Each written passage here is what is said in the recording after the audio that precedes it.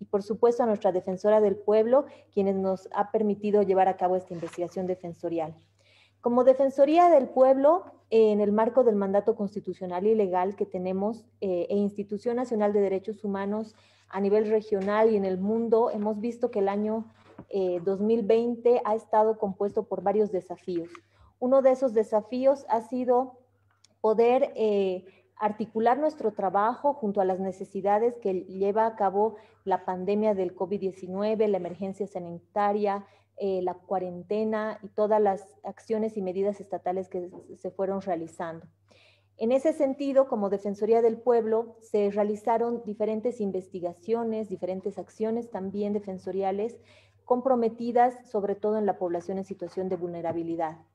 Y de ahí tenemos el trabajo que se ha realizado en cuanto a pueblos indígenas, realizando una investigación defensorial sobre todo en pueblos indígenas en situación de alta vulnerabilidad. Se ha realizado también una investigación defensorial respecto a los centros de larga estadía para adultos y adultas mayores, detectando problemáticas generadas durante la cuarentena. También respecto al acceso y a la dotación del bono Carmelo como un complemento nutricional necesario para poder prevenir la pandemia del COVID-19. Y también se ha realizado investigación respecto a el deber y de cumplimiento a la atención de mujeres en situación de violencia. En ese marco, el día de hoy también presentamos una investigación defensorial que se llevó a cabo a nivel nacional en 16 centros de reintegración social, es decir, el 100% de los centros que tenemos en Bolivia, sobre todo esta población que nosotros la caracterizamos por ser adolescentes que están en situación de vulnerabilidad, por esa situación justamente de encontrarse en centros de reintegración, que además merecen una atención especial y protección especial del Estado en el marco de los principios y derechos que establece el Código Niña, Niño, Adolescente. El día de hoy presentamos esta investigación defensorial para todos ustedes con el afán de coadyuvar y contribuir al logro de políticas públicas para que los planteamientos defensoriales también puedan ser tomados en cuenta para mejorar la situación que hoy en día tienen nuestros adolescentes en estos centros de reintegración. Muchas gracias y esperemos sea de beneficio y utilidad para todos ustedes. Agradeciendo estas palabras, invitamos a través de la conexión al señor Adrián Queta, ministro de Educación, a dar las palabras de circunstancia. Muchas gracias.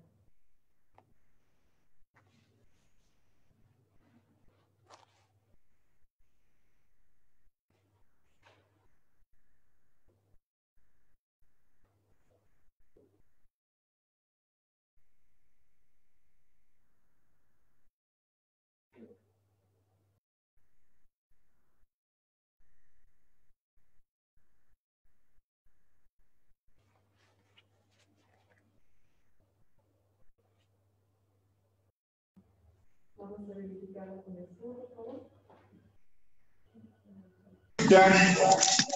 Hola, hola. Hola, hola. Probando.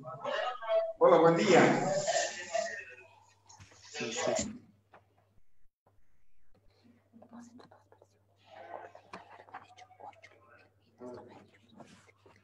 Muy buenos días.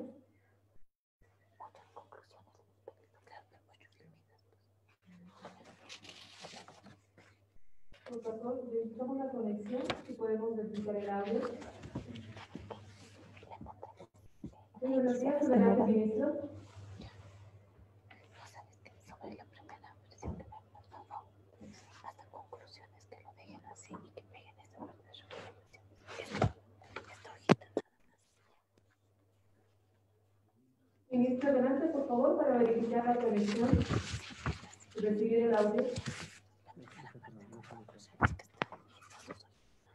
Bien, buen día a todas y a todos. Un saludo especial a la doctora Nadia Cruz Tarifa, defensora del pueblo, a todo su equipo técnico. Vamos a verificar la conexión. Eso que Mientras tanto, vamos a pasar, por favor, a la presentación del informe defensorial mientras verificamos la conexión. Revisamos una vez más, por favor. La conexión del señor ministro.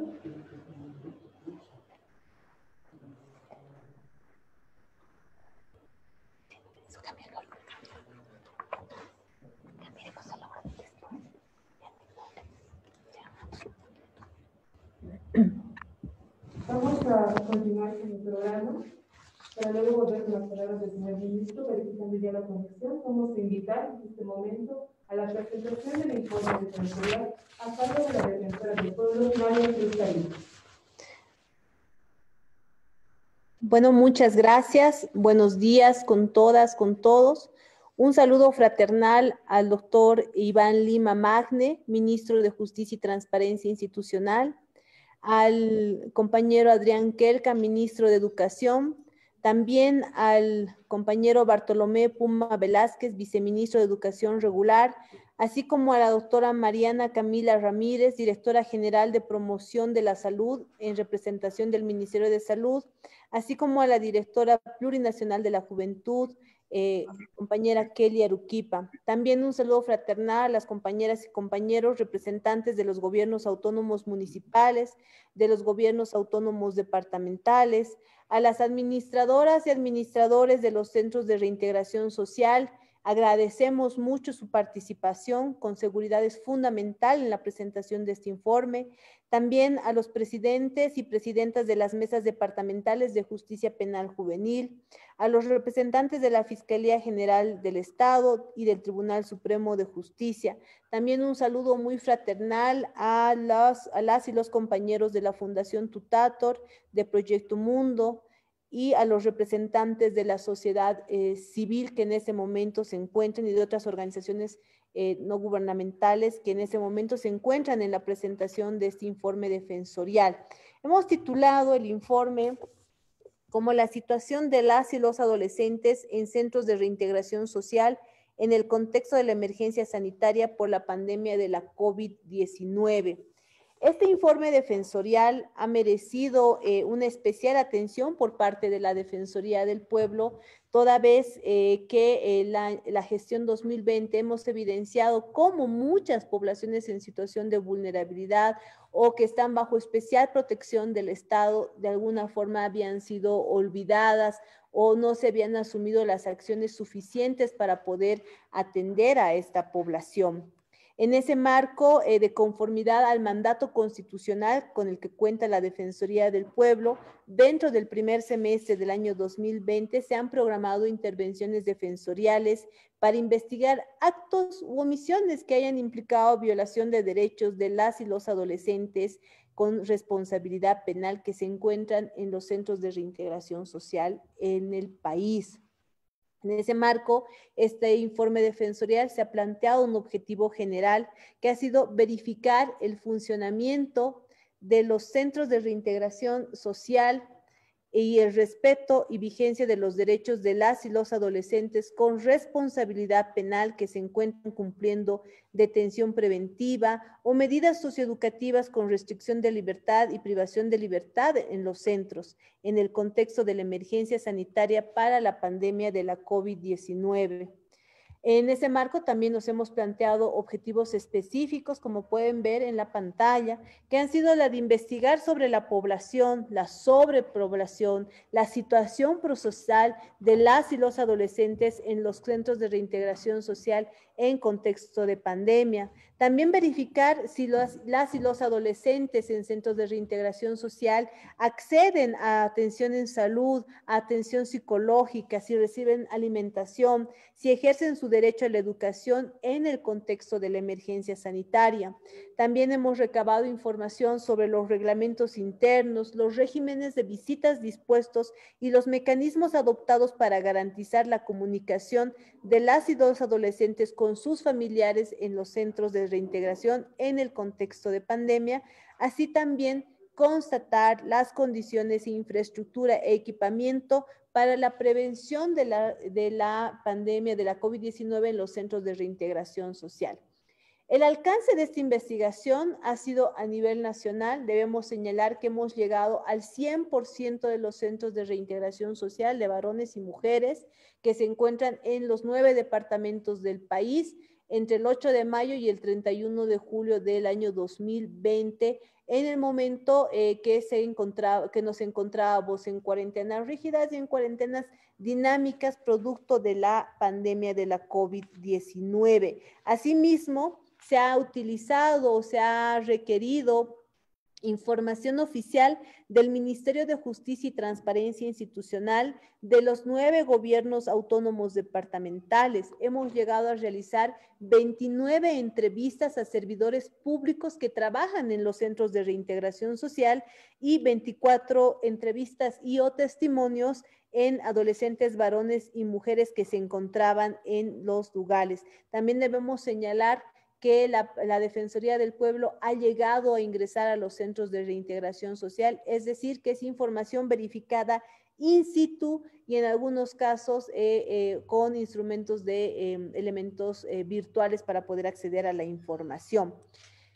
Como consecuencia de esta intervención, hemos encontrado algunos resultados que son no alarmantes, pero sí observables hacia el Estado boliviano y que merecen un cambio de conducta o un cambio en las acciones que realiza el Estado boliviano para poder proteger a esta población.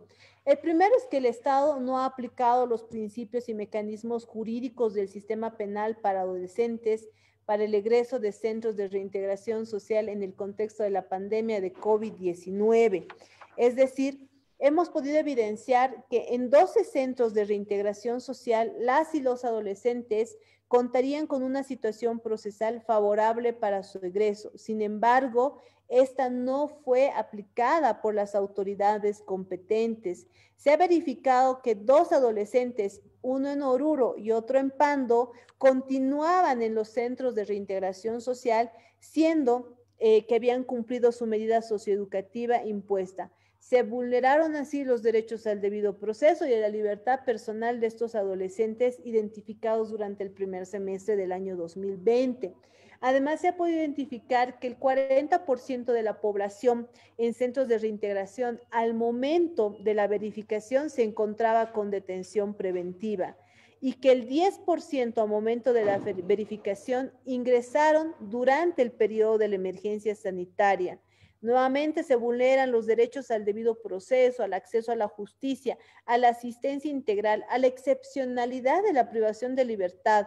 También hemos evidenciado que en el sistema penal para adolescentes no se estaría aplicando con eficacia el principio de excepcionalidad de privación de libertad establecido en instrumentos nacionales e internacionales que rigen en nuestro país.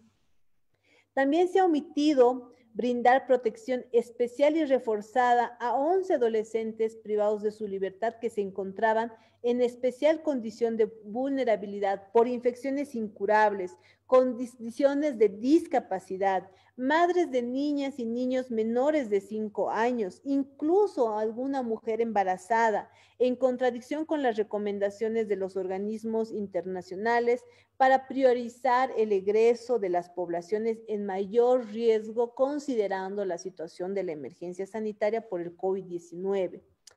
Además, de manera contradictoria a los estándares internacionales y vulnerando el derecho a la excepción de la privación de libertad y el derecho a la proporcionalidad de la pena, no se ha contado con un tratamiento penal diferenciado para mujeres en el sistema penal para adolescentes, que constituye el 8.22% de la población de los adolescentes en centros de reintegración social. Que además las autoridades judiciales en materias de niñez y adolescencia no han aplicado todos los mecanismos vigentes para analizar de forma individualizada estos casos que permitan su ingreso. Una particularidad además en estos casos es que muchas se encuentran por delitos establecidos en la ley 1008.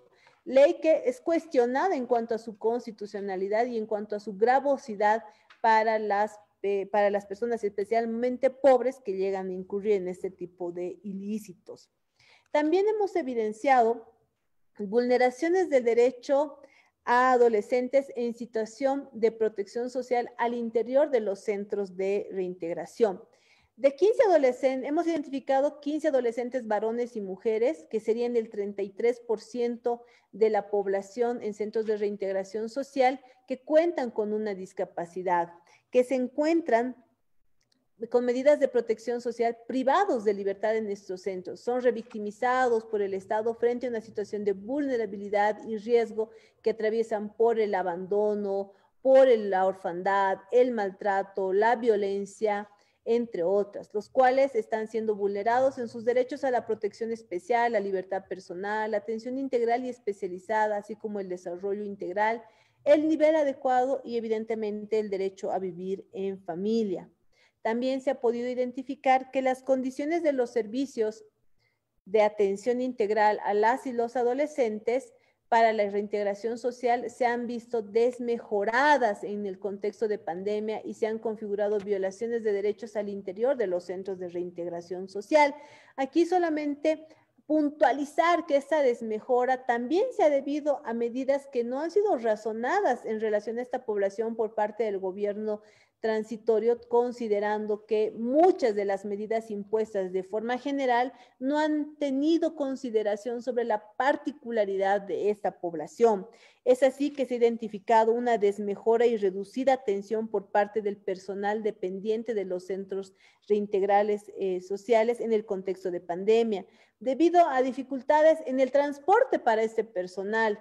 La definición de atender por turnos cuando el personal ya es reducido en los centros de reintegración social y el uso de TICs y redes sociales cuando en muchos casos estas no están a disposición dentro de los centros de reintegración social o son asistidos en carácter de ayuda por alguna parte del personal de estos centros de reintegración. Así se vulneran evidentemente los derechos a la atención integral, así como de una manera transversal, la atención integral a la salud, la atención médica, psicológica, educación, las terapias educacionales, entre otras causas o razones fundamentales que necesitarían este grupo y por las cuales se encontrarían también en estos centros de reintegración y que es de responsabilidad especial por parte del Estado.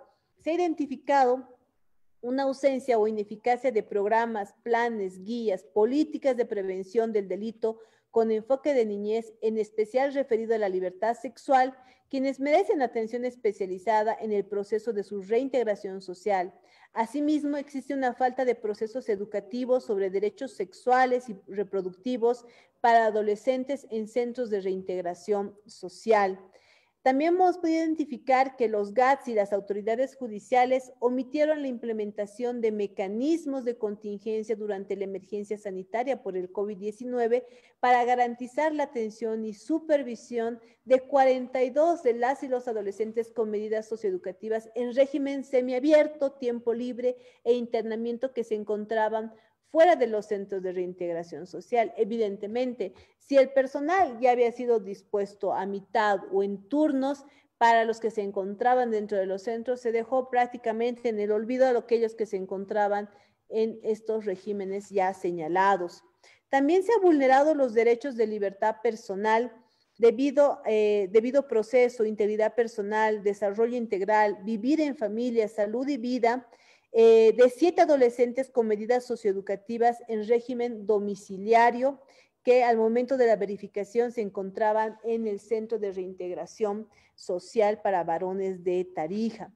También se ha podido identificar que durante la emergencia sanitaria no ha existido una atención permanente y no se tomaron las medidas necesarias para garantizar una atención en salud adecuada de las y los adolescentes. Únicamente 6 centros de reintegración social cuentan con un médico parte del equipo multidisciplinario. 7, garantizan la atención médica mediante profesionales dependientes del CDGES y en 3, no informaron si cuentan con un profesional médico o médica o algún tipo de convenio que llegue a generar una suerte de asistencia para esta población. También se ha podido identificar que durante la emergencia sanitaria por la COVID-19, los gobiernos autónomos departamentales no han garantizado una atención psicológica adecuada, pronta y oportuna debido a la falta de disponibilidad de personal especializado y permanente, sin considerar la afectación especial a la salud mental que tiene el COVID-19, más aún en personas que se encuentran en situación de encierro. También se ha identificado la vulneración al derecho a la educación a adolescentes que no se encuentran escolarizados en los centros de reintegración social de Potosí y de Pando. Asimismo, que las medidas educacionales asumidas por el gobierno transitorio, la falta de equipos tecnológicos, servicio de internet, asistencia irregular del personal, han vulnerado definitivamente en mayor medida el derecho a la educación, agravado en el caso de niñas, niños y adolescentes en especial condición de vulnerabilidad que se encontraban en ese momento en los centros o en un proceso de reintegración social. Sobre la alimentación adecuada, existieron vulneraciones de este derecho por parte del Centro de Reintegración Social del Departamento de Pando debido a la inexistencia de alimentos o pequeñas cantidades de raciones y horarios diferidos a momento de la verificación realizada por la Defensoría del Pueblo. Además, se ha identificado que únicamente 5 centros de reintegración social cuentan con una o un profesional nutricionista que garantice una alimentación adecuada en esta etapa de desarrollo respecto a esta población. También se ha podido identificar que en los 16 centros de reintegración social suspendieron la modalidad de visitas presenciales debido a la emergencia sanitaria por la COVID-19. Esta medida no fue determinada por una disposición administrativa, una instrucción o un comunicado oportuno, con excepción de los centros reintegrales sociales de Chuquisaca y Oruro. Además, que en 2 de los centros de reintegración social se negaron la entrega de objetos, insumos de limpieza, alimentación a las y los adolescentes en el periodo de pandemia, en contraposición a la normativa vigente y las recomendaciones de organismos internacionales emitidos durante este periodo. También se ha podido identificar que los centros de reintegración social han implementado mecanismos alternativos de comunicación con la utilización de TICs e Internet. Sin embargo, se han identificado limitaciones graves y atentatorias al ejercicio de este derecho y a la privacidad e intimidad familiar, debido a que en 10 centros la comunicación se lleva a cabo mediante aparatos tecnológicos que pertenecen al personal del Centro de Reintegración Social y no necesariamente al Centro de Reintegración propiamente. Que en 12 centros de reintegración social se identificaron afectaciones al derecho a la comunicación debido a que el equipo multidisciplinario incumplió con su obligación de agotar los mecanismos necesarios e idóneos para garantizar la comunicación de las familias que no cuentan con TICs o un Internet, que viven en el área rural o a distancias alejadas de los centros. Además de realizar la búsqueda de la familia de origen o ampliada en los casos correspondientes. Nuevamente, la falta de tecnologías o la falta de previsión de medios alternativos no solamente ha afectado derechos como el acceso a la educación, sino también el contacto familiar tan importante que es para las personas que se encuentran en situaciones de encierro. Además, se ha podido identificar que en 13 centros de reintegración social durante el periodo de la emergencia sanitaria se desarrollaron parcialmente actividades ocupacionales, omitiendo en su mayoría el enfoque de educación que fortalezca las posibilidades de reintegración social a momento de su egreso. Además, que en 3 centros de reintegración, Pando, Chuquisaca y Beni, no se ha reportado el desarrollo de actividades, afectando en mayor medida el derecho a acceder a terapias ocupacionales con la finalidad educativa. Asimismo, que en 5 centros de reintegración social no cuentan con un reglamento interno, afectando el derecho al acceso a la información sobre el régimen interno, las medidas disciplinarias, la posibilidad de presentar impugnaciones, que situaciones que se van agravando en un contexto de pandemia debido a que muchas de las medidas restrictivas estaban por fuera de un reglamento interno en caso de que hubiese existido la misma, y se ha generado una discrecionalidad y una toma de definiciones arbitrarias por parte de las autoridades administrativas de los centros de reintegración social. También se ha podido identificar vulneración al derecho de las y los adolescentes privados de libertad por condiciones de infraestructura en el contexto de pandemia. Los GATS responsables de la administración de 11 centros de reintegración social incumplieron con su responsabilidad de implementación, financiamiento y gestión de los servicios, instituciones y centros especializados, debido a que la verificación defensorial sobre infraestructura ha evidenciado que esta no responde a las condiciones mínimas establecidas dentro de la norma. Asimismo, que en los casos de los centros de reintegración social para varones y mujeres de Potosí, la vulneración del derecho a centros especializados para una atención integral tendiente a la reintegración social es mayor, toda vez que se encuentran ubicados al interior de otros centros con limitaciones de espacio físico para las actividades propias y de recreación, además de dificultades climáticas, que no disponen un espacio para la cocina. En el caso del Centro de Reintegración Social para Mujeres de Chuquisaca, incluso han tenido que ser trasladados a otros ambientes físicos en el contexto de pandemia. Esto evidencia la omisión de protección especial y prioridad absoluta por parte de las autoridades de los gobiernos autónomos departamentales de Potosí y de Sucre respectivamente. También se ha podido verificar la existencia de sobrepoblación en 4 centros de reintegración social, como son los de La Paz, el de Sembi Cruz, el de Chuquisaca y el de Tarija. Esto evidentemente amenaza el derecho a la salud en un contexto de pandemia en los citados centros de reintegración social. Asimismo, que de los 16 centros de reintegración social, solamente 3, Tarija, Beni y Potosí, no cuentan con un área específica para atención médica en contradicción a normas nacionales e internacionales y que eran urgentes, más aún en emergencia sanitaria. Se ha identificado que a 3 centros de varones y mujeres en Beni y en Pando, los GATS no dotaron de insumos de bioseguridad para la atención médica, constituyendo una situación atentatoria en contra de ese derecho en contexto de la pandemia. Que los sanitarios en los centros de reintegración social son evidentemente insuficientes debido a que no responden al número de población, afectando los derechos de higiene y salubridad, amenazando su derecho a un nivel de vida adecuado que permita satisfacer necesidades en la intimidad de forma aseada y decente.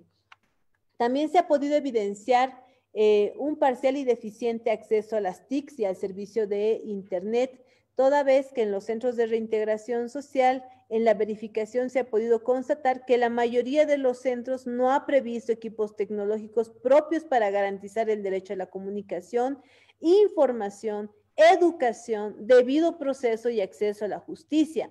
Además que a 5 centros de reintegración en Cochabamba, varones y mujeres de Potosí, el de mujeres en Chuquisaca y el de Pando, no han dotado el servicio de Internet, siendo imprescindible para acciones y mecanismos alternos a los presenciales como consecuencia de la emergencia sanitaria. Básicamente, en estos centros se ha aislado absolutamente a las y los adolescentes en los centros de reintegración social.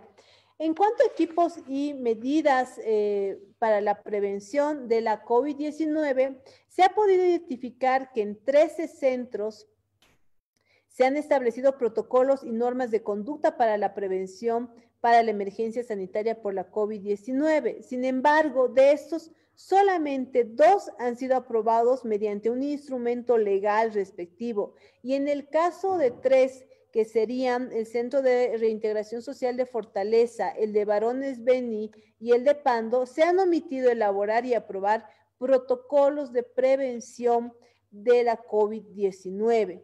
Además, que en 6 centros de reintegración, Fortaleza, el de Oruro, Varones Tarija, Mujeres Chuquisaca, varones y mujeres del Beni, incumplieron la aplicación de medidas necesarias de distanciamiento social debido principalmente a las limitaciones de espacio, infraestructura y supuesta innecesidad por la restricción de ingreso y salida, sin considerar que el personal de turno hacía ingresos y salidas, así como otro tipo de personales vinculados a los centros de reintegración social. Asimismo, que de 4 centros de reintegración social, La Paz Varones, Sembicruz Varones y el de Varones Chuquisaca, incumplen el distanciamiento en los dormitorios y en los sanitarios. Además, se ha podido evidenciar que los GATS han dotado de material de bioseguridad para el personal en 14 centros de reintegración. Sin embargo, ese material sigue siendo insuficiente. Más preocupante aún el caso de los centros de reintegración social de Pando, en el que el GAT ha omitido la obligación de proteger el derecho a la salud del personal que trabaja en el mismo y dotar de forma inmediata y oportuna insumos de bioseguridad. Que en 15 centros de reintegración, los GATS han dotado parcialmente de materiales de higiene y bioseguridad para las y los adolescentes privados de libertad, y en el caso del Centro de Reintegración Social de Pando, ha sido nula este tipo de dotación. Se ha evidenciado la falta de aplicación de medidas para la prevención para la COVID-19 en 4 centros de reintegración. Varones y mujeres de Tarija, mujeres de Beni y en el Centro de Reintegración Social de Pando, por la omisión de mecanismos de desinfección al ingreso y salida de los centros de reintegración social. De los 16 centros de reintegración social que cuentan con insumos de limpieza, realizan con periodicidad la limpieza de sus instalaciones y cuentan con las condiciones de desinfección necesarias. Sin embargo, se observa la frecuencia en la fumigación de 8 centros de reintegración social, que son mujeres y varones Sembicruz, el Fortaleza, el de mujeres de Potosí, varones de Chuquisaca, varones y mujeres de Tarija, mujeres de Beni, que es necesario deban ser fortalecidas para garantizar las condiciones de higiene y salubridad en los centros de reintegración social. Por todo lo señalado y en el marco de las competencias de la Defensoría del Pueblo señaladas tanto en la Constitución Política del Estado como en la Ley 870, Ley del Defensor del Pueblo, se han señalado diferentes recomendaciones y recordatorios de deberes legales dentro del presente informe defensorial. Es así que se han generado determinaciones para gobiernos autónomos departamentales, para el órgano judicial, para el Ministerio Público, para el Servicio Plurinacional de Defensa Pública, también para el Ministerio de Justicia y Transparencia Institucional, el Ministerio de Educación y el Ministerio de Salud y Deportes. Bueno, dentro de las recomendaciones, por favor la filmina anterior, dentro de las recomendaciones más importantes, entendemos, y por el tema de competencias, que son los gobiernos autónomos departamentales quienes deban garantizar y prever atención integral y especializada permanente en los centros de reintegración social en el contexto de la pandemia, que responda al principio de protección reforzada a poblaciones en situación especial de vulnerabilidad.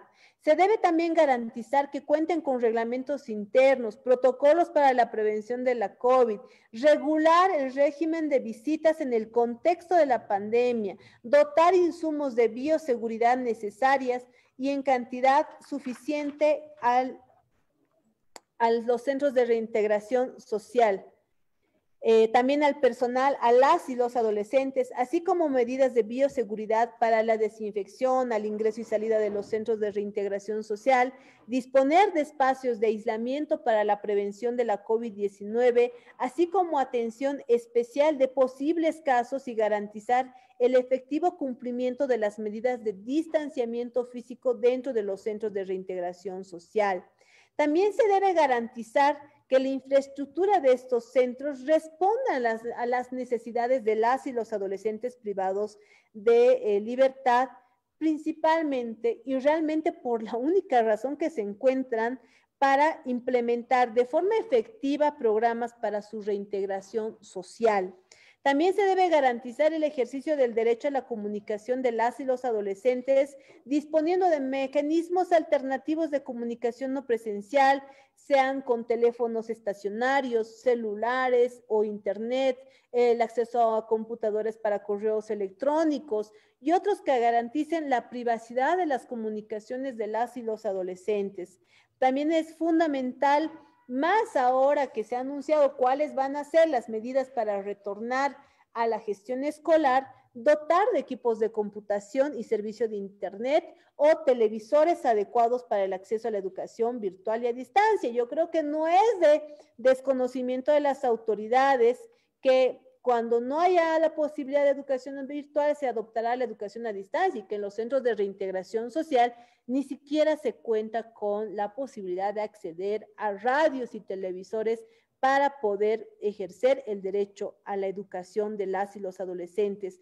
Así también es fundamental que se pueda acceder o se pueda dotar de equipos de computación y servicio de Internet para que puedan asistir a las poquísimas audiencias virtuales que se van programando para las y los adolescentes y así puedan ejercer su derecho de acceso a la justicia. Es importante también restituir y garantizar el derecho a la alimentación adecuada en cantidad, calidad y horarios acostumbrados de los adolescentes. Esto que ha sido vulnerado especialmente por el gobierno autónomo de Pando. Asegurar que la dotación de alimentación en estos centros cumplan con las condiciones de nutrición, calidad y cantidad, tomando en cuenta más aún que es una de las medidas básicas y necesarias para poder prevenir y en muchos casos también atender la COVID-19. También estamos haciendo recomendaciones, reitero, al órgano judicial, Defensa Pública y Ministerio Público para que se pueda instalar jornadas de acceso a la justicia de adolescentes con responsabilidad penal en tiempos de pandemia. Que se garantice que las autoridades judiciales que conozcan procesos de adolescentes con responsabilidad penal eviten la imposición de medidas privativas de libertad a este grupo, en el marco de los principios y derechos del sistema penal para adolescentes, a la excepcionalidad y la desjudicialización. En este punto yo quiero recalcar que se debe dejar de considerar depósitos humanos a los centros o a los sitios de encierro bajo responsabilidad del Estado. Hay que tomar con prioridad, analizar la situación procesal de las y los adolescentes en los centros de reintegración social con sobrepoblación, así como las condiciones de infraestructura con las que se encuentran en estos momentos estos sitios. Analizar también la situación de las y los adolescentes con medida de protección social, acogimiento en los centros de reintegración social destinados a adolescentes con responsabilidad penal y cesar y restituir la vulneración de sus derechos de forma inmediata. Eso en especial en el departamento del Beni. Analizar la situación procesal del adolescente que se encuentra privado de libertad en el centro de reintegración de Pando, así como de otros que ya hubiesen cumplido sus medidas socioeducativas dispuestas en sentencia.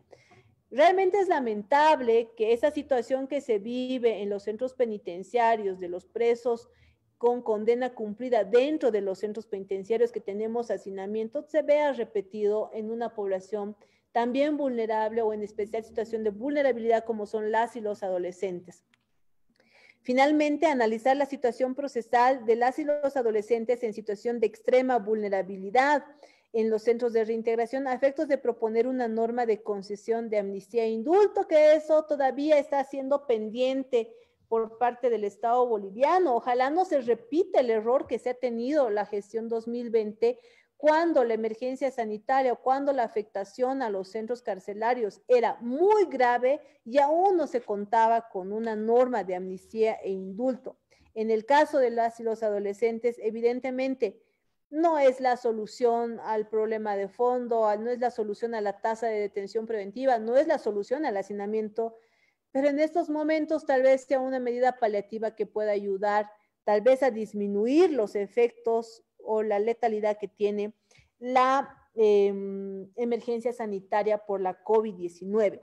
Todas estas determinaciones defensoriales se las realizan en un marco siempre de incidencia para que el Estado, cuando se ha evidenciado, se ha constatado vulneración de derechos, pueda asumir medidas correctivas, medidas oportunas, medidas positivas a fin de evitar continuar con la vulneración, de evitar una nueva vulneración y poder generar mejores condiciones, en este caso para las y los adolescentes que se encuentran en centros de reintegración social. Muchas gracias. Muchas gracias. Agradeciendo la presentación del informe defensorial a cargo de la defensora del pueblo. está. Vamos a continuar pidiéndole la palabra al señor Adrián Piesco Patiño, director de la Fundación Tutator en Bolivia. Nos podamos conectar con él para hacer un breve comentario sobre el informe defensorial. Muy buenos días. Antes Por que favor, nada, su micrófono. sí, Habilitamos. está habilitado. ¿Me escuchan? Un momentito, ¿Se me estamos escucha? confirmando el audio, por favor. Muy bien, espero. Hola, probando. ¿Me escuchan? Yo lo escucho fuerte y claro. Genial, doctor. Yo también lo escucho muy bien a usted.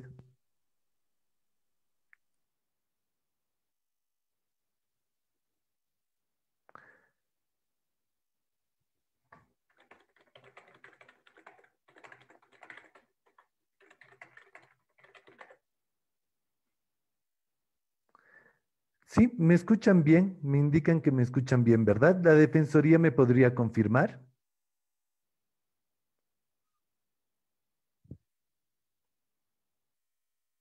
Perfecto. Ahora sí. Bueno, muy buenos días a todas y todos. Quiero hacer llegar un cordial saludo muy respetuoso a la doctora Nadia Cruz, defensora del pueblo, a la doctora Jimena Fajardo y a todo su equipo, a todo este equipo técnico que ha estado desarrollando, liderando e impulsando la realización de este importante diagnóstico, de este importante documento. También un cordial saludo al doctor Iván Lima, ministro de Justicia, al doctor Adrián Kelka, ministro de Educación, y a todas las autoridades que nos acompañan de los distintos centros, de todos los departamentos y bueno, de todas las instituciones que día a día van trabajando para construir un sistema de justicia especial y especializado. Quiero agradecer la oportunidad de comentar este documento, este diagnóstico, que ciertamente contribuye de manera sustancial a todo este proceso que ya inició el Estado boliviano desde hace varios años atrás para construir un sistema que garantice y respete los derechos de las y los adolescentes con responsabilidad penal. Ciertamente este diagnóstico ocupa un lugar de una larga data de diagnósticos que ya se van realizando. De hecho, desde el 2009 es uno de los primeros, otro el 2012, otro el 2015, el 2018 y este del 2020, que nos permiten generar una trayectoria, una línea de evolución y de construcción de este sistema que nos permite a su vez seguir evaluando, reflexionando, construyendo estrategias que concluyan en este sistema especializado. En esa línea quiero destacar y resaltar varios de los elementos que se van proponiendo en este diagnóstico. Es importante tener siempre esta mirada crítica, esta mirada autorreflexiva que nos permite evaluar, que nos permite ver en qué estamos fallando, pero al mismo tiempo, qué cosas buenas se están haciendo. Y eso es algo que quiero destacar también de este diagnóstico, que bueno, tengo 5 minutos, entonces voy a ser muy breve, me gustaría comentar varios de estos elementos que se van proponiendo. Sin embargo, que tal vez destacar uno de los elementos positivos y tal vez algunas de las debilidades que se van presentando y que la doctora Nadia Cruz los ha señalado de manera muy acertada. Quizás alguno de los elementos positivos es este dato, el del 40% de detención preventiva. Tal vez me pregunten, wow, ¿por qué dato positivo? Sí, y comparto plenamente cuando en el informe se señala que es una debilidad y que se tiene que seguir trabajando en eso. Es cierto, pero si vemos este mismo dato en el proceso de los distintos diagnósticos, ahí es donde uno dice, hemos dado algunos pasos hacia adelante. Es decir, en el diagnóstico del año 2012 se veía de que la detención preventiva para adolescentes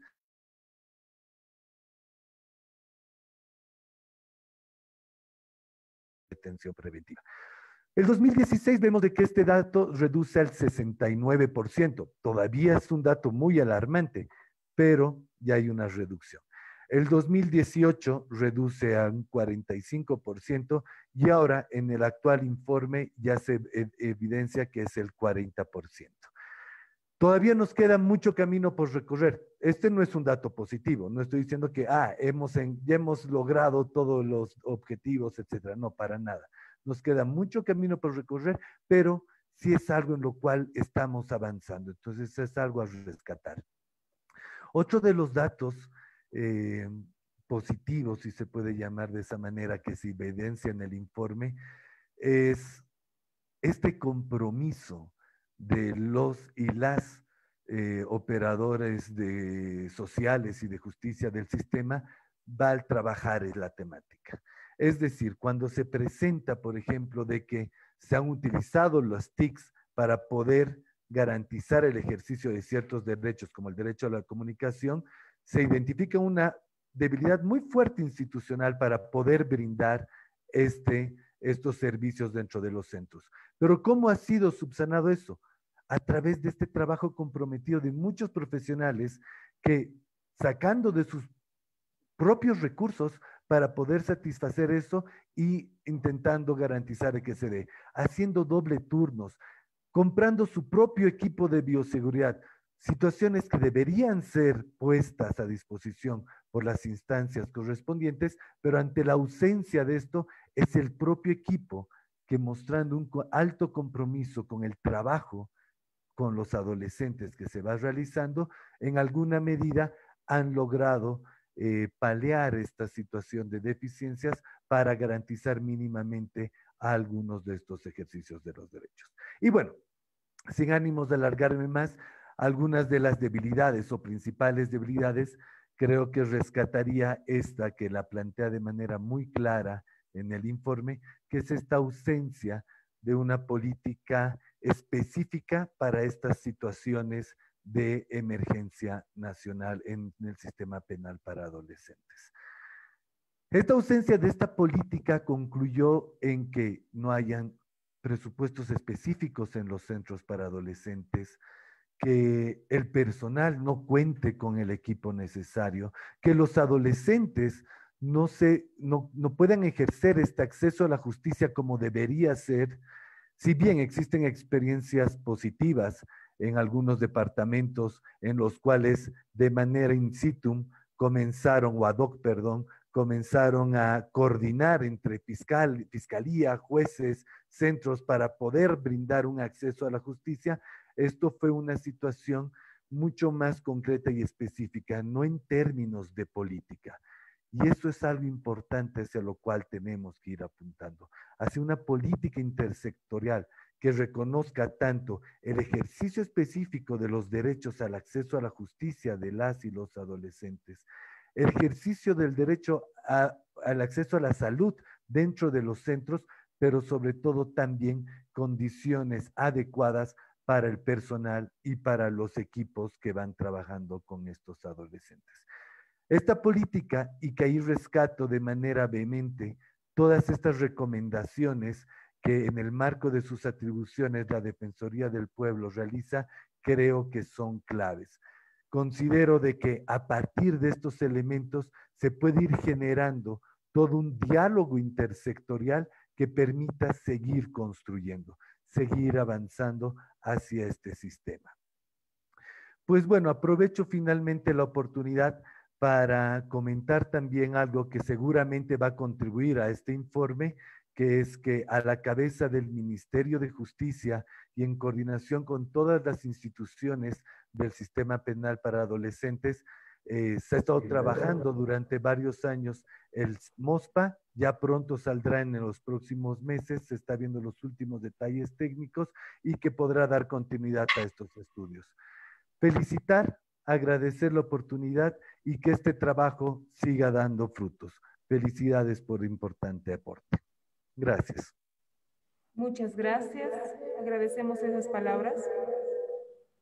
E invitamos al señor Abraham Colque, representante legal en Bolivia del Proyecto Mondo, a darnos unas palabras, un comentario sobre este informe.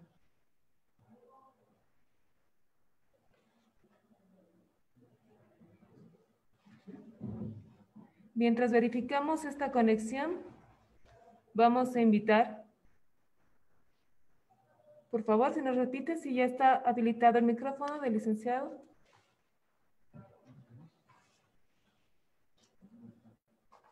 Abraham Colque, representante legal en Bolivia. Tenemos entonces que revisar esta conexión. Vamos a pedir, por favor, avanzar.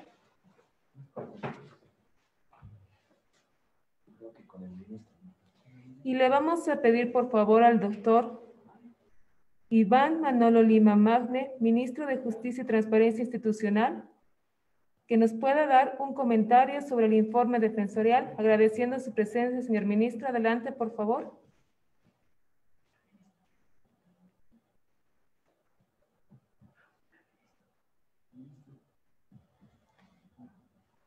Ahí tenemos. ¿Habilitamos el micrófono, por favor? Sí. Gracias. Muy buenos días.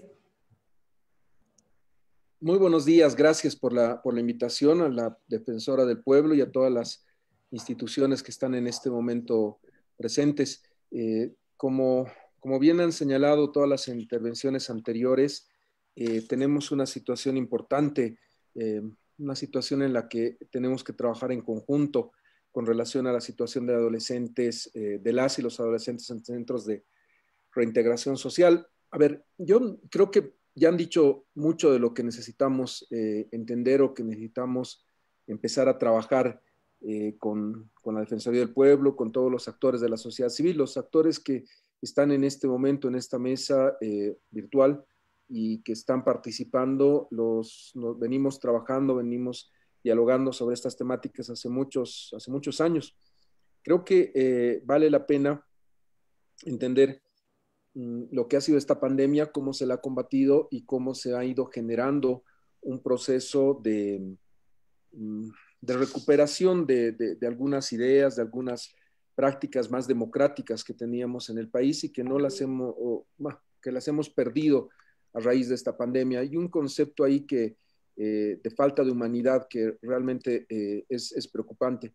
Más allá de que los adolescentes y los jóvenes puedan ser la población menos vulnerable, quizás las medidas que debemos tomar en el caso de ancianos, en el caso de médicos, en caso de personas con diabetes o hipertensión, tengan que ser mayores. Y tal vez uno diría que los adolescentes no tienen en la estadística mundial el grado de riesgo que tienen las demás personas. Nos muestra una realidad que es muy, muy preocupante. Ustedes aquí están trabajando y han estado escuchando intervenciones de gente que dice tenemos que darle derechos humanos fundamentales, solamente la libertad está afectada a este sector vulnerable, pero en verdad tenemos al resto de la sociedad que está pidiendo cadena perpetua, que está pidiendo que los adolescentes tengan la pena de los adultos y está pidiendo que seamos tan drásticos que esa buena noticia que decía Adrián de que ha bajado al 40% se incremente para que tengamos el mismo índice que en el caso del resto del sistema penal, que detengamos preventivamente a todos. Entonces, estamos, parece, en dos mundos y lo agradezco porque he estado más temprano escuchando los pedidos de las víctimas y hay esa vocación de un sistema que castigue, que haga sufrir a la persona privada de libertad. Y lo que ustedes están haciendo a partir de este trabajo, a partir de este informe de la Defensoría del Pueblo, es darle otra visión y hay que trabajar más en esta posibilidad de entender que las penas altas, la detención preventiva y el sistema que se basa en la venganza no tiene ningún resultado, no ha producido ningún resultado y nos ha llevado a la situación de crisis del sistema penal que estamos ahora. Hay un trabajo importante en lo operativo, en lo técnico. Yo no lo entendía bien porque ha sido bastante curioso lo que ha pasado con relación a este rol que tiene el Ministerio de Justicia como parte como cabeza de sector, como rector del sistema penal para adolescentes. Si bien en el 2014 nos incorporan a nosotros como parte de la rectoría del sistema penal, estamos a la cabeza, ha habido una evolución sobre esta temática. Primero, el decreto 2377, el 2015, nos da esa atribución a través del Viceministerio de Justicia y Derechos Fundamentales. Luego el decreto 3960 le da esa atribución técnica dentro del ministerio al BIO, al Viceministerio de Igualdad de Oportunidades en 2019. Y finalmente vuelve a Justicia y Derechos Fundamentales mediante el decreto 4384 de 2020. Yo decía, ¿cuál es el sentido de que estemos en esta discusión interna si esto es del BIO?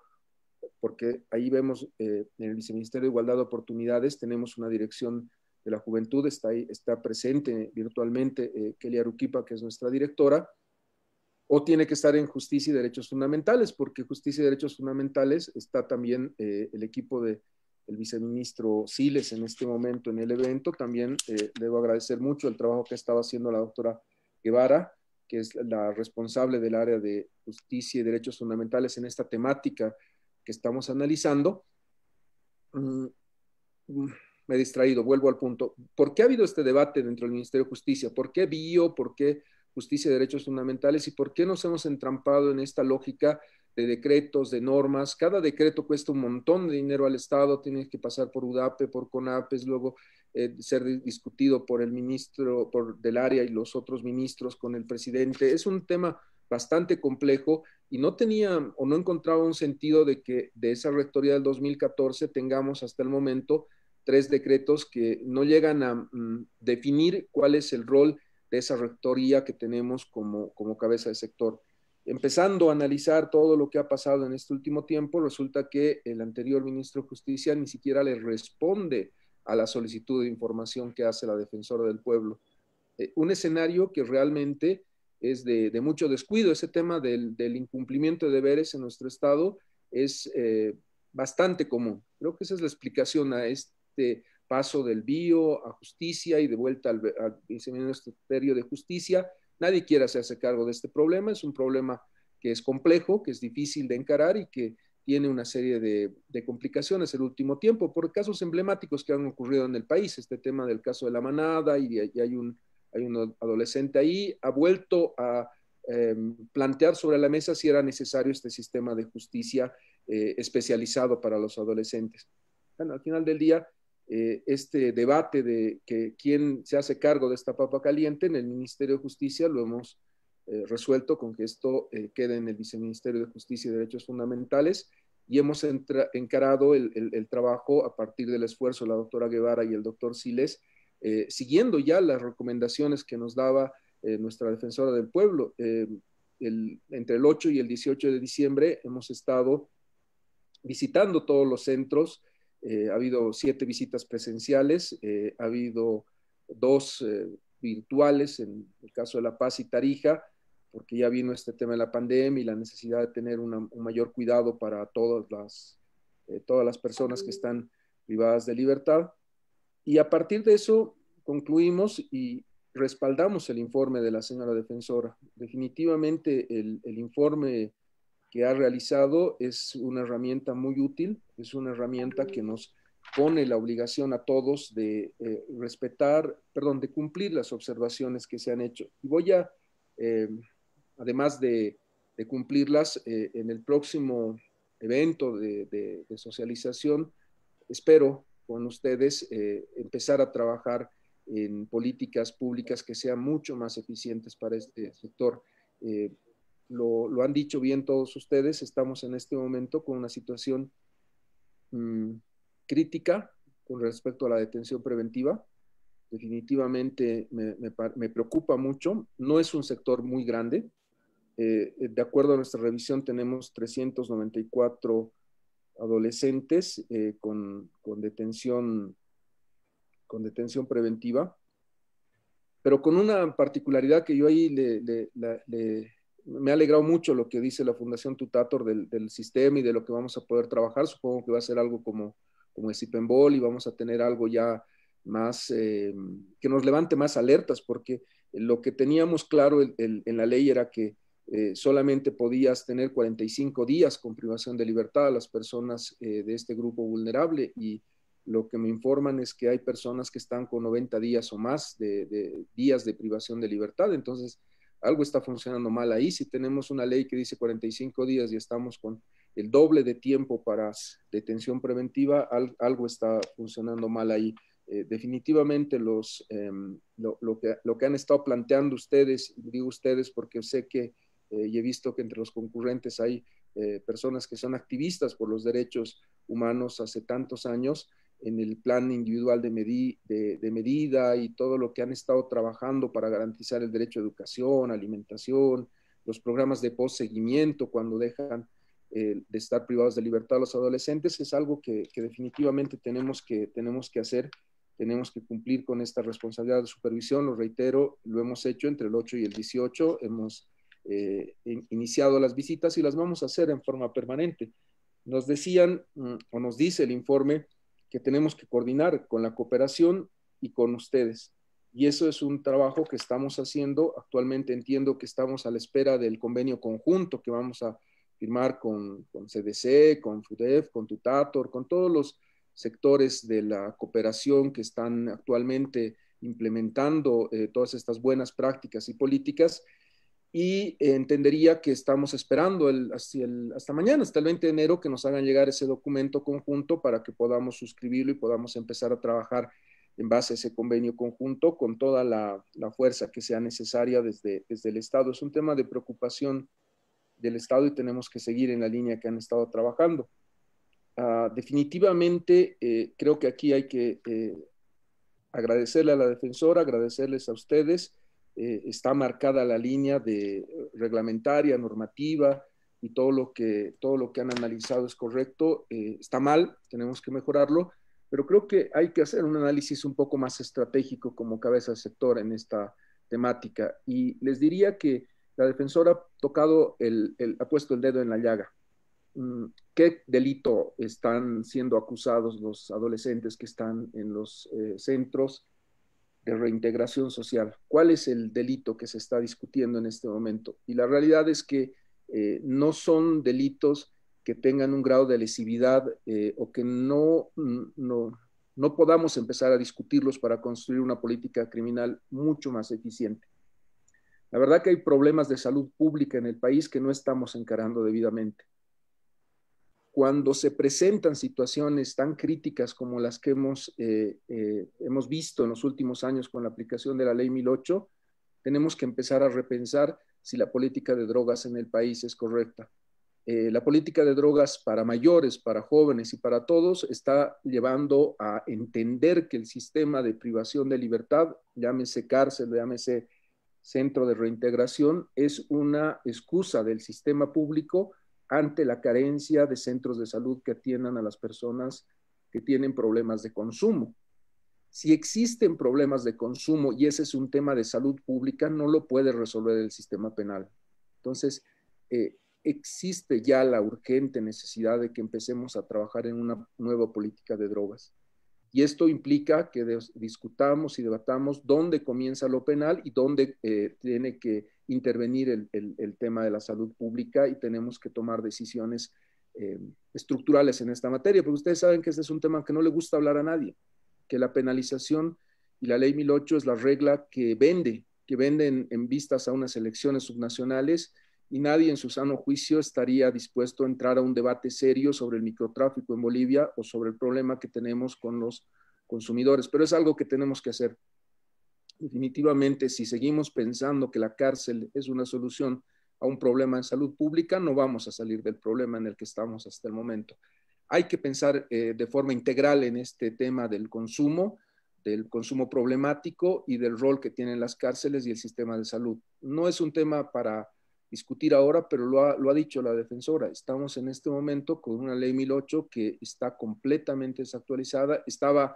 Había sido abrogada por el Código del Sistema Penal, ya la habíamos expulsado del ordenamiento jurídico, ha vuelto a la vida, ha resucitado esa Ley 1008 cuando nos abrogaron el Código del Sistema Penal, pero definitivamente hay que volver a dar la batalla en la reforma penal, y ese código de alguna manera tenemos que rescatarlo y tenemos que continuar con el debate sobre esta temática. Me preocupa el otro tema que ustedes han tocado. Vamos a tener los datos, Tutator nos va a ayudar, con todos ustedes vamos a trabajar para que este sistema funcione bien, que la Fiscalía y los juzgados hagan su trabajo, pero definitivamente tenemos que darle una fuerza mucho más grande a la justicia restaurativa. O sea, la regla de lo que tenemos en este momento como concepto de venganza en la sociedad y como la posibilidad de que solamente la detención preventiva o el castigo a la persona privada de libertad sea una solución a los problemas que tenemos como sociedad, hay que revertirlo por completo. La justicia restaurativa en esta temática y con los adolescentes es clave. No vamos a tener una solución a este problema si seguimos pensando que los centros de reintegración social van a ser una solución, porque ahí nos van a plantear que construyamos más, que cambiemos la ley, que subamos las penas. Yo creo que aquí hay que empezar a trabajar con mucha fuerza con el tema de justicia restaurativa. Hay necesidad de trabajar urgentemente con todo lo que es justicia restaurativa con este nivel. Y es un tema de sentido común. Si a un adolescente, si a un joven a la edad en la que estamos, lo vamos a llevar a un centro de reintegración o lo vamos a llevar a la cárcel, lo único que le vamos a dar es una universidad para que pueda ingresar a esa cadena de criminalidad de la que luego no lo vamos a poder sacar. Lamentablemente el consumo de alcohol y drogas que tenemos en las cárceles es preocupante. Lamentablemente las grandes organizaciones criminales que trafican con drogas, que destruyen a nuestra sociedad, no es que saquen un aviso en la prensa para recolectar o reclutar al eslabón más débil de la cadena, van a las cárceles, van a los lugares donde pueden generar adicción o pueden generar cadenas de reclutamiento que nos lleven a la situación en la que estamos. Entonces, seguir pensando que el sistema penal nos va a dar una solución a estos problemas estructurales, lo veo con mucho pesimismo. Lamentablemente es lo que quiere la sociedad. El pedido que quiere la sociedad, y cuando me piden que haya justicia, me están pidiendo que dejemos con detención preventiva a las personas y que no puedan salir nunca más de la cárcel. Ese es el pedido de justicia que tienen las personas. No tienen el pedido de justicia de restaurar las relaciones, de volver al equilibrio, de volver a la paz social, de restablecer los valores que tiene nuestra Constitución. Creo que algo que me ha puesto muy, no sé si triste o preocupado, es el gran pedido que hay en la reforma a la 348 con las penas altas y con la pena indefinida, con la cadena perpetua. Es no entender lo que ha pasado en los últimos siglos, en los últimos años, en la región y en el mundo. Pero va a costar mucho dar esta batalla. Sí me parece a mí que tenemos que pensar en políticas estructurales que nos permitan generar una solución a esos problemas que les estoy tocando, porque son los problemas que tienen ustedes ahí en esos centros de reintegración. Se confunde lo penal con un problema de salud pública. Se confunde la venganza con se pide venganza y no se pide una solución de justicia restaurativa que es esencial y que es necesaria en este momento. Entonces, eso es lo que vamos a hacer como Ministerio de Justicia. No vamos a tener, somos un ministerio bien pequeñito, tal vez la capacidad de hacer lo que hacen ustedes o lo que hace la Defensoría del Pueblo para lograr generar unas visitas permanentes a cada uno de los centros. Sí, vamos a abrirnos a que todos nos hagan llegar la información. Les vamos a agradecer mucho que la hagan llegar y que actuemos rápidamente con las gobernaciones cuando se den abusos, cuando exista algún problema que requiera la intervención del ministro y del viceministro. Los dos somos personas comprometidas con que eso no pueda pasar de ninguna manera en ninguno de estos centros, pero definitivamente nuestro rol está en esta política grande, en construir la política pública y empezar el debate en este sector con relación al problema de la salud pública que implica el consumo problemático de drogas. Y también definitivamente hay que impulsar el tema de la justicia restaurativa. Ojalá que en este trabajo que vamos a hacer con todos ustedes conjuntamente podamos darle fuerza a esos dos temas y podamos marcar una agenda este año que nos permita ya empezar a plantearle al país este debate. No va a ser fácil. Acá las soluciones correctas, las soluciones constitucionales, las soluciones que el sentido común y la humanidad ha llegado, a veces nos cuesta que aterricen en nuestras sociedades, en todo el mundo, no somos la excepción. Todo el mundo tiene una mentalidad de poner penas altas y de castigar muy fuerte. Pocos entienden que esa no es la solución, que ese ha sido el problema y que necesitamos construir esta justicia restaurativa y resolver problemas de fondo. Le agradezco nuevamente a Nadia, les agradezco a la doctora Guevara y a mi viceministro de Justicia por todo lo que han estado haciendo conjuntamente, por todo lo que nos ayuda a la Defensoría a levantarnos alertas, y vamos a seguir en ese trabajo conjunto, y lo propio a todos los que han estado escuchándome. Les agradezco mucho por el tiempo que me dispensan. Muchísimas gracias a ustedes. Muchas gracias. Agradeciendo esas palabras y ese comentario del señor ministro Iván Lima Magne, ministro de Justicia de Transparencia Institucional, damos por concluida esta presentación del informe defensorial Situación de las y los adolescentes en centros de reintegración social en el contexto de la emergencia sanitaria por la pandemia de la COVID-19. Gracias a cada uno de ustedes por acompañarnos.